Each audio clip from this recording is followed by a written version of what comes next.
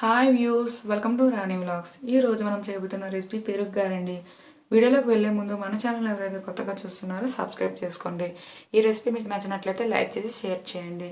ముందుగా ఈ పెరుగు గారి కోసం గారెలు అనేవి రెడీ చేసుకోవాలండి. దానికోసం ముందుగా గంట సేపు నానబెట్టుకున్న మినపగుడ్లని వీడియోలో చూపిస్తున్న విధంగా ఇలా గట్టిగా రుబ్బుకోవాలండి. ఇలా రుబ్బుకోవడం వల్ల మనకి గారెలు అనేవి సరైన షేపుల్లో వస్తాయి. అయితే ఈ రుబ్బుని ఏమంటే ఒక గిన్నెలో వేసుకొని టేస్ట్కి తగ్గట్టు సాల్ట్ని, ఒక రెమ్మ కరివేపాకుని, స్పైస్ కోసం ఒక పచ్చిమిర్చిని, అలాగే ముందుగా కట్ చేసి పెట్టుకున్న ఒక ఉల్లిపాయని, ఒక కొద్దిగా 1/2 టేబుల్ స్పూన్ జీలకర్రని, 1 టేబుల్ స్పూన్ గోధుమ రవ్వని, టేబుల్ స్పూన్ బియ్య పిండిని కూడా యాడ్ చేసుకోవాలండి. ఇలా గోధుమ రవ్వ బియ్య పిండిని యాడ్ చేయడం వల్ల మనకి గారెలు అనేవి ఆయిల్ పీల్చుకోకుండా మనకి క్రిస్పీగా సాఫ్ట్గా వస్తాయండి.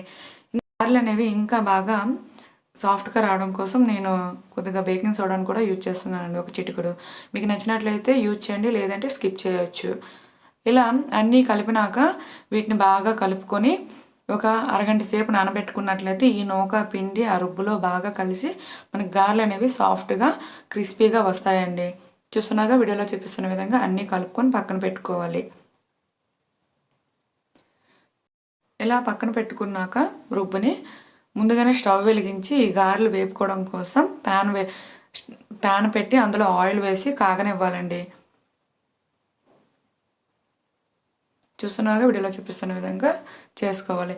అయితే ఈ రుబ్బుని మరొకసారి బాగా కలుపుకోవడం వల్ల మనకి అందులో ఉన్న గాలంతా పోయి మనకి గారెలు అనేవి సాఫ్ట్గా వస్తాయండి, క్రిస్పీగా కూడా ఉంటాయి.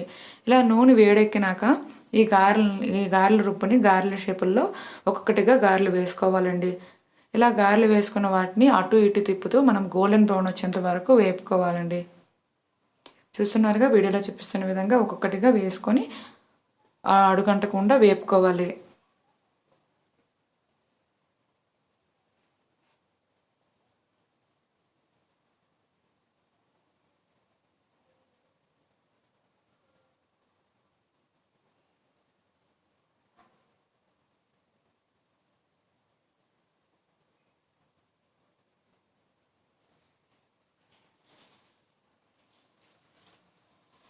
చూస్తున్నారుగా ఎంత క్రిస్పీగా గోల్డెన్ బ్రౌన్ వచ్చాయో. ఇలా వేపుకున్నట్లయితే మనకి గారెలు అనేవి సాఫ్ట్గా క్రిస్పీగా ఉంటాయండి.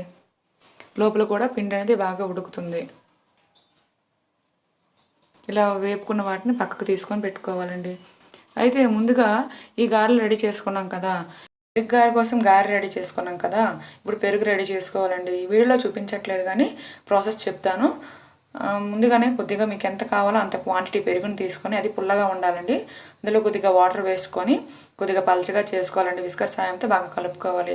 టేస్ట్ తగ్గట్టు సాల్ట్ని యాడ్ చేసుకొని అందులో ముందుగానే వేపుకున్న పోపునండి, అదే 2 ఎండుమిర్చిల్ని కొద్దిగా ఆయిల్లో, ఒక రెమ్మ కరివేపాకుని, అలాగే ఒక 1/2 టేబుల్ స్పూన్ జీరాని, ఆవాలని వేసి బాగా చిటపట్లాడేంత వరకు పోపు వేపుకోవాలండి. ఈ పోపుని ఆ పెరుగులో వేసుకున్నట్లయితే పెరుగు అనేది రెడీ అయిపోతుందండి. అయితే ఈ చూస్తున్నారుగా ఎంత సాఫ్ట్గా గారెలు వచ్చాయో, కొద్దిగా కూడా నూనె అంటుకోలేదు, క్రిస్పీగా చాలా మెత్తగా ఉన్నాయండి.